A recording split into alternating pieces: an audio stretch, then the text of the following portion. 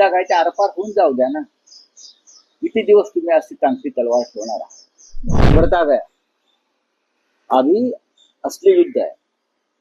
अब सिर्फ मोदी जी की 56 इंच का सेना नहीं दिखेगा तो देश का दिखेगा. और आम्ही देशाबरोबर आहोत, आम्ही पक्षाबरोबर नाही एखाद्या. हा देश आमचा आहे, तुमचा जेवढा आहे म्हणताय तेवढा तो आमचाही आहे.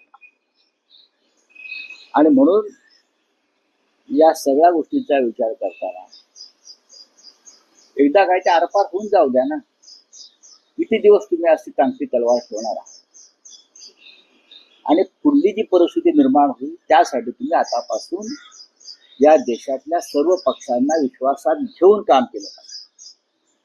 युद्ध करणं सोपं असतं, पण युद्धानंतर जी परिस्थिती निर्माण होते एखाद्या देशामध्ये, जी युक्रेनमध्ये झालेली, जी अफगाणिस्तानमध्ये झालेली, जी इराणमध्ये आहे, युद्धानंतर अनेक अडचणींना देशाला तोंड द्यावं लागतं. त्याच्या तयारीसाठी तुम्ही देशातल्या समस्त राजकीय पक्ष, विरोधी पक्षांना बरोबर घेऊन काम करणं गरजेचं आहे.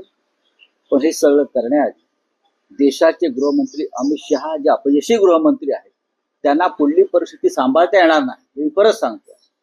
त्यांना पदावरून हटवायला पाहिजे.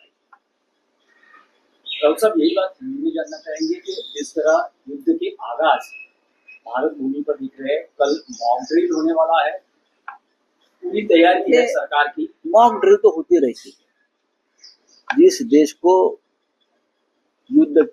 में युद्ध की स्थिति पैदा होती है और जिस देश को युद्ध का अनुभव नहीं है, हमको तो 1971 का युद्ध का अनुभव है, बाद में कारगिल का अनुभव है. कारगिल का युद्ध एक जगह पर हो गया था, लेकिन अगर पूरा देश युद्ध का सामना कर रहा है तो इस प्रकार से मॉक ड्रिल अगर सरकार करना चाहती है तो ठीक है. लेकिन मॉक ड्रिल क्या होता है?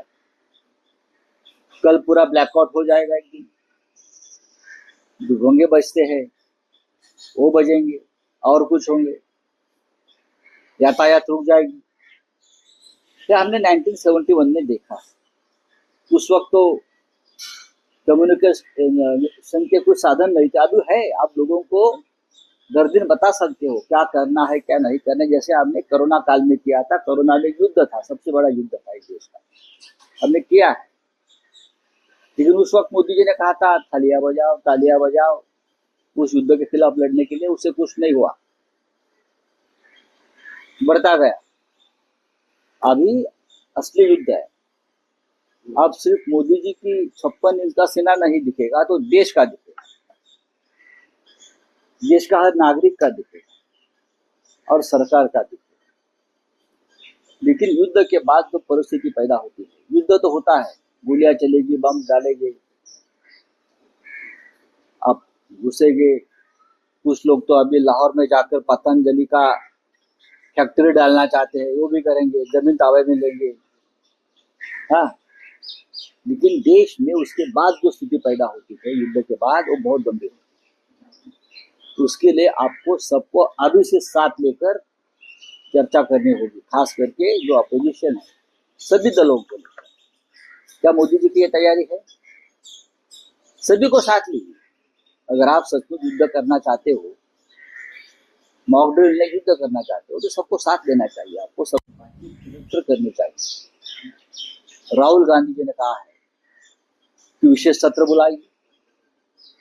हमारी ये मांग पहले से रही है, बातचीत करिए. जरूर देश संकट में है, देश युद्ध स्थिति में है, तो हम आपके साथ रहेंगे, क्योंकि हम राष्ट्रभक्त हैं, देशभक्त हैं. देश की संकट की घड़ी में हम राजनीति नहीं करेंगे, यह हमारा वचन है. लेकिन जो परिस्थिति देश में पैदा होगी देश के अंदर, वो संभालने के लिए देश के गृहमंत्री काबिल है या नहीं, उसका खुलासा होना चाहिए.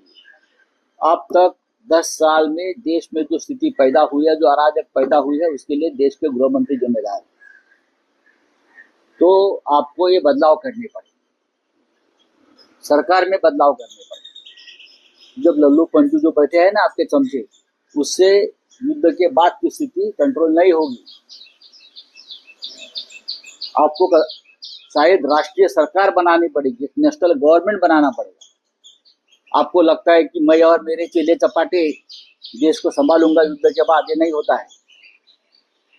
एक नेशनल गवर्नमेंट बनानी पड़ेगी युद्ध के बाद उस समय, और सबको साथ लेकर युद्ध स्थिति का सामना करना पड़ेगा। क्योंकि पाकिस्तान जिस तरह से धमका रहा है, मैं सच बोल रहा हूँ, चाइना जिस तरह से पाकिस्तान के पीछे खड़ी है, ये पुतिन तो बहुत दूर है, जापान भी बहुत दूर है, हमारे बॉर्डर पर चाइना है, ये लोग पाकिस्तान के साथ खड़े हैं। चाइना हमारा दुश्मन है, दो दुश्मन एक साथ आ रहे हैं। तो ये स्थिति को संभालने के लिए प्रधानमंत्री को भाजपा की सरकार नहीं चलानी है,